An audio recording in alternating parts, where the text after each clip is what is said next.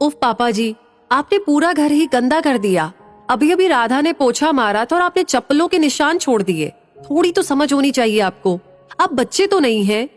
बहू रिया के मुंह से ये शब्द सुनकर अनिल जी हतप्रभ से खड़े रह गए।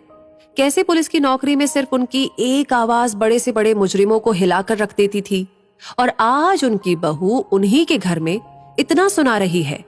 तभी पत्नी ने उन्हें सोफे पर बैठाते हुए कहा, कोई बात नहीं जी, बहू की बातों का क्या बुरा मानना, बस जुबान की तेज है, बाकी उसके मन में ऐसा कुछ नहीं है। अनिल जी ने पत्नी की आंखों में देखा जैसे पूछ रहे हो सच में, और फीकी सी हंसी उनके होठों पर तैर गई, लेकिन आंखों के कोर थोड़े से नम हो गए। सोफे पर बैठे बैठे ही सोचने लगे, कितने जतन से इस घर को खड़ा किया था, एक एक तिनका अपने हिसाब से रखवाया था इस घरौंदे का, ताकि सेवा अवकाश के बाद पति पत्नी सुविधाओं के साथ आराम से रहेंगे। लेकिन आज सारी दुनिया उनके कमरे तक सिमट गई है। कमरे से बाहर निकलो तो कितना कुछ सुनना पड़ता था। उन्होंने हॉल के अंदर फायर पिट बनवाया था कि ठंड के दिनों में वहां पर आग के सामने भूनी मूंगफलियां खाएंगे, लेकिन मजाल, बहू कभी सर्दी में आग जलाने दे। कहती थी कि पूरे घर में राख के कण फैलते हैं, फिर वो चिमनी वैसी ही रंगी पुती दिखती थी, एकदम उजली, क्योंकि बहू को वैसी ही पसंद थी। ये सब सोच रहे थे, तभी पत्नी हाथ में कॉफी का मग लिए वहां पर उनके पास आ बैठी। पति को बहुत अच्छे से जानती थी कि वो अभी गुस्से में थे, और उनके हाथ की कॉफी पीकर उनका गुस्सा शांत हो जाता था। पत्नी भी क्या करती, पति और बेटे सोमेश के मुंह में फंसी एक भारतीय नारी जो ठहरी। दोनों तरफ बैलेंस बनाते बनाते ही उनका जीवन कट रहा था। कभी बेटी की सुनती, कभी पति की सुनती। एक दिन सुबह सैर से लौटने के बाद पति पत्नी दोनों लॉन में बैठे थे। नौकर चाय रखकर गया। 2 की जगह 3 चाय का कप उन्हें थोड़ा अटपटा लगा, क्योंकि उनके अलावा चाय सिर्फ सोमेश ही पीता था, और वो उनके साथ कभी चाय नहीं पीता था। उसने उनके साथ बैठना तो कब का छोड़ दिया था, फिर आज। तभी सोमेश वहां पर आ बैठा, साथ में चाय पीने लगा, लेकिन अजीब सी चुप्पी थी। ये वही सोमेश है जो छोटा था तो उसकी बातें खत्म ही नहीं होती थी। अनिल जी कितना भी थके हो, सोमेश के साथ खेलते ही थे।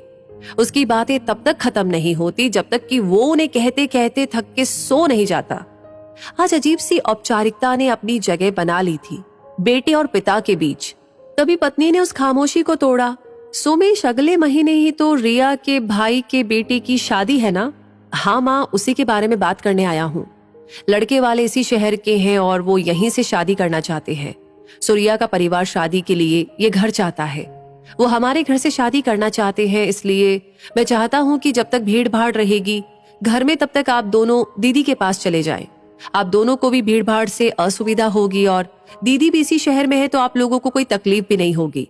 आप दोनों का कमरा भी उनके काम आ जाएगा। ये सुनकर अनिल जी गुस्से से लाल हो गए, फिर भी अपनी आवाज को संयमित करके बोले, बहू के घर वालों को दूसरा घर दिला दो किराए पर। 10-15 दिनों के लिए हम क्यों शिफ्ट हो कहीं? पापा, आप भी ना गजब करते हो। रिया के घर वाले हैं, हमारे इतने बड़े घर के रहते उनके लिए दूसरा घर देखे। अब रिया ने उनसे कह भी दिया है, अब आप लोग अपना देख लो, वो यहीं आएंगे। ये कहकर सोमेश एकदम से अंदर चला गया। अंदर से बहू रिया की आवाज भी आने लगी। लग रहा था कि वो सब कुछ सुन रही थी और उसे अनिल जी की बात शायद अच्छी नहीं लगी थी। आज पत्नी की आंखों से भी आंसू बह रहे थे और अनिल जी ने उन्हें अपना कंधा दिया, जैसे कह रहे थे कि अभी मैं हूं, सब ठीक कर दूंगा। दूसरे दिन शाम अनिल जी सैर से आए तो पत्नी ने बताया कि बेटा बहू और बच्चों के साथ छुट्टी बिताने अपने ससुराल गया, और बिना बताए अनिल जी मुस्कुराने लगे और बोले, देख पगली, यही बच्चे होते हैं जिनके लिए तू मुझसे लड़ती थी, जिनके लिए जाने कितनी रातें हमने जाग कर बिता दी। आज वो हमारे घर से हमें जाने को कह रहे हैं। कोई बात नहीं, मैं भी इनका बाप हूँ। ये कहकर वो अंदर चले गए। 1 हफ्ते के बाद सोमेश परिवार के साथ लौटा तो दरवाजे पर ताला लगा था। चौकीदार बैठा उन्हें देखते ही उनके पास पहुंचा। एक चाबी सोमेश के हाथों में दी और एक चिट्ठी भी। चिट्ठी खोलकर पढ़ने लगा। वो खत अनिल जी का था, सोमेश के नाम। सोमेश, मैं और तुम्हारी माँ रामेश्वरम जा रहे हैं, 1 महीने के बाद लौटेंगे। ये जो चाबी है तुम्हारे हाथ में, वो घर की चाबी नहीं है, वो एक दूसरे फ्लैट की चाबी है जिसमें तुम सभी का सामान रखवा दिया है। वो फ्लैट मैंने बहुत पहले खरीदा था, तुम्हें नहीं बताया था। पौश इलाके में है, तुम लोगों के लिए अच्छा है। अगर अच्छा ना लगे तो अपने हिसाब से घर ले लेना। ये घर मेरा और तुम्हारी माँ का है और हमारा ही रहेगा। इसमें से हमें कोई नहीं निकाल सकता।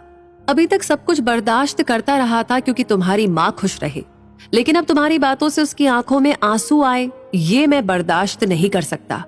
ये हमारा सपनों का घर है जिसमें हम अपने बच्चों और नाती पोतों के साथ रहना चाहते थे, लेकिन शायद ईश्वर को ये मंजूर नहीं था और तुम लोगों को हमारा साथ पसंद नहीं था। वो घर मेरे और माँ की तरफ से तुम लोगों के लिए आशीर्वाद स्वरूप है।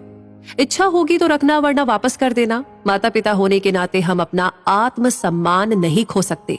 हमारे बाद ये घर ट्रस्ट का होगा जो यहाँ वृद्ध आश्रम बनाएंगे। इस घर पर तुम्हारा या तुम्हारी बहन का कोई अधिकार नहीं होगा। मैंने ये बात तुम्हारी बहन को भी बता दी है और वो मेरे इस फैसले से खुश है। उम्मीद है कि तुम भी होंगे। तुम सब खुश रहो। तुम्हारा पिता। खत खत्म होते ही सोमेश जड़ हो चुका था। आंखों में आंसू थे, लेकिन ये पता नहीं कि वो आंसू पश्चाताप के थे या बड़े से घर को खोने के, या फिर इस एहसास के टूटने का कि पिता की जायदाद अंत में बेटे की ही होती है। इस कहानी से आपको क्या सीख मिली? इस कहानी को सुनकर आपको क्या लगता है? सोमेश जी ने ठीक किया या नहीं? हमें कमेंट सेक्शन में जरूर बताइएगा। लाइक ऑलरेडी आपने इस कहानी को कर दिया है तो शेयर करना बिल्कुल ना भूले, और हमेशा ऐसी कहानियां मिलती रहे उसके लिए हमारे पेज को फॉलो कर लीजिए। मिलेंगे जल्दी ही और ऐसी इंस्पायरिंग कहानियों के साथ। तब तक के लिए आपसे कहूंगी धन्यवाद।